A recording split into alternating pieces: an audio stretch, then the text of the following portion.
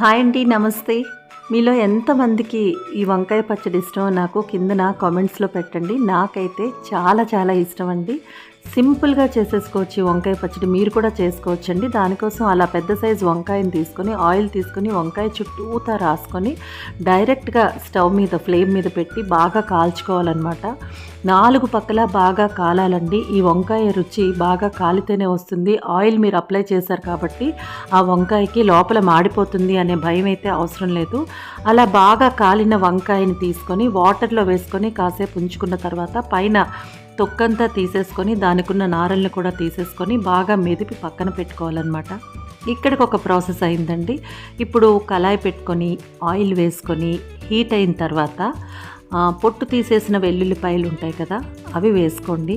అది వేగిన తర్వాత దీని రుచిని పెంచే మెంతులు కొద్దిగా వేసుకోవాలండి. చిటికెడు మెంతులు వేసుకోవాలి. ఎక్కువ వేసుకున్నారా చేదైపోతుంది. మెంతులు కూడా వేసుకున్న తర్వాత ఆవాలు, జీలకర్ర, మినప్పప్పు ఒకదాని తర్వాత ఒకటి వేసుకొని కొంచెం వేగిన తర్వాత పచ్చిమిర్చి, అల్లం ముక్కలు, ఎండుమిర్చి వేసుకొని వాటితో పాటు వేయించి సన్నగా తరిగిన ఉల్లిపాయలు, కరివేపాకును కూడా వేసుకోండి. ఇంగును వేసుకోవడం అసలు మర్చిపోకండి. అవన్నీ బాగా వేగిన తర్వాత మెదుపుకున్నటువంటి ఈ వంకాయ ముద్దను వేసుకొని అందులో మీ రుచికి సరిపోయినంత సాల్ట్ని వేసుకోండి. బాగా కలుపుకొని ఇప్పుడు కారం కూడా వేసుకోండి. మొత్తం అంతా బాగా కలవాలండి. కాసేపు అలాగా స్టవ్ మీద సిమ్లో ఉంచాలి. ఒక 3 to 5 minutes అలా ఉంచుకోవాలన్నమాట. మీరు కొత్తిమీరను వేసుకోవడం మర్చిపోవద్దు. ఫైనల్గా చాలా బాగుంటుంది ఫ్లేవర్ అనేది. ఎంత బాగుంటుందో ఇది. ఇంత సింపుల్గా చేసుకోవచ్చు కదా. పదార్థాలన్నీ కూడా మనకి అందుబాటులో ఉన్న పదార్థాలే. అబ్బాయిలు మీరు కూడా ఇంత సింపుల్గా ఉన్న రెసిపీస్ని నేను మీతో షేర్ చేస్తున్నాను. చాలా రుచిగా ఉంటాయి. సింపుల్గా చేసేసుకోవచ్చు. నేను పసుపుని ఇప్పుడు వేస్తానన్నమాట. ఎందుకంటే పసుపులో ఉండే మెడిసినల్ వాల్యూస్ మనకి లాస్ట్లో వేస్తే అందుతాయనే ఉద్దేశంతో మీరు పోపులో కూడా వేసేసుకోవచ్చు. అంతేనండి, వంకాయ పచ్చడి రెడీ అయిపోయింది. ఇంక ఇది బాగా కలుపుకొని వేడి వేడి అన్నంలో ఇది వేసుకోండి. ఎంత కమ్మగా ఉంటుందో అసలు చూస్తేనే తినబుద్ధి వేసేస్తుంది కదా.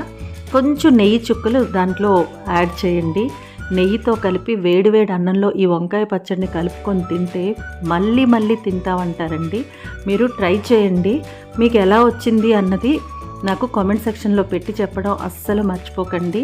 నచ్చిందా ఈ రెసిపీ?